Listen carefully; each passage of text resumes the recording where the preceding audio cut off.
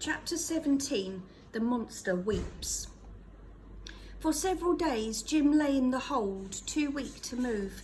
His leg hurt so much that he thought he would never walk again. Nick worked round him, watching him and scowling. "Get up, can't you? Get up!" he shouted at him one day. "I've got something for you if you get up."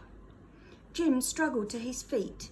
He was afraid of what might happen to him if he didn't show that he was willing to work. Nick watched him, whistling. "Come over here now."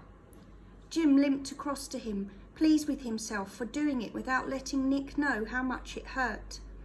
As soon as he reached him, Nick pushed Jim's head down and tied a rope around his neck. He fastened the other end to a hook on the deck board. "Caught you now, my wild bird," he chuckled. "There'll be no flying away now." Jim turned away, saying nothing. "I'll get my revenge," he thought. "One day, Nick, you'll be sorry you did this to me." One summer morning, Jim limped from Cockerell's yard with a brimming pail of water. There was no need these days for Snipe to follow him to the pump yard and back. He would just squat at the gate watching, his tongue lolling out and his ears up sharp. Even if Jim had managed to untie the rope, he wouldn't have been able to run away from Snipe. It had taken months for the scars in his leg to heal, and even so he couldn't put his weight on it properly. He lifted the water on board and made porridge, just as he did every morning when they were moored at Cockerell's, while Nick shoveled coal into the basket. When the porridge was ready, he banged his wooden spoon on the cooking pot. He never spoke to Nick these days.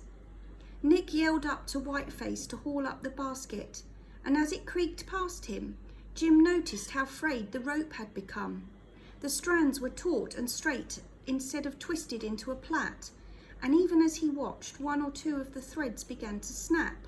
Slowly the basket swayed up. Jim stood up watching it. The hairs on his neck began to tremble, and his heart began to beat a light, rapid rhythm, a dance of warning. Nick was groping his way slowly out of the hold. High above his bent back, the basket began to tilt. Then, "Nick!" Jim yelled. Nick looked sharply, saw Jim's upturned face, and flung himself sideways. At that very instant, the rope snapped, and all the coals rained down. And then the air settled into a choking silence. Snipe howled, snuffling into the scattered coals. Whiteface shouted from his top window and came hurrying down the iron stairs of the warehouse, his boots clanging on every step. Jim didn't move from the spot. Whiteface shoved past him and stood gazing down at the heap of coals. He ran back and shook Jim into life. "Don't just stand there, boy, help me!" With his bare hands, Whiteface scrabbled, moaning out loud. Cold and quiet, Jim knelt down beside him. He eased the coals slowly away, picking them out one by one and placing them behind him. He was deeply frightened. "Look," he whispered at last, and Whiteface stopped his scrabbling.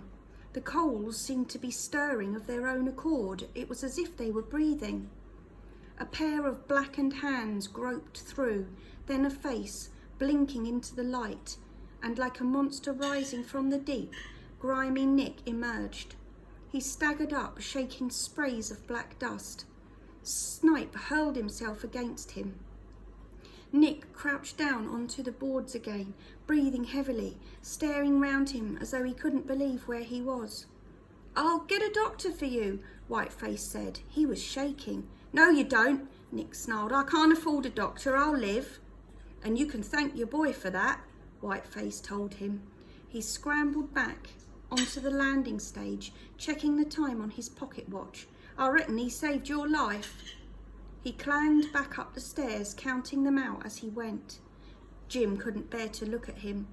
It wasn't that he was afraid of him. He would never be afraid of him again. He knew that, but what he couldn't bear was the noise that was coming from him, little whimpers bubbling up out of him, blubbers of sound, and when he looked, he saw white trails running down Nick's cheeks, coursing through coal dust, filling up and coursing through again as if they would never stop.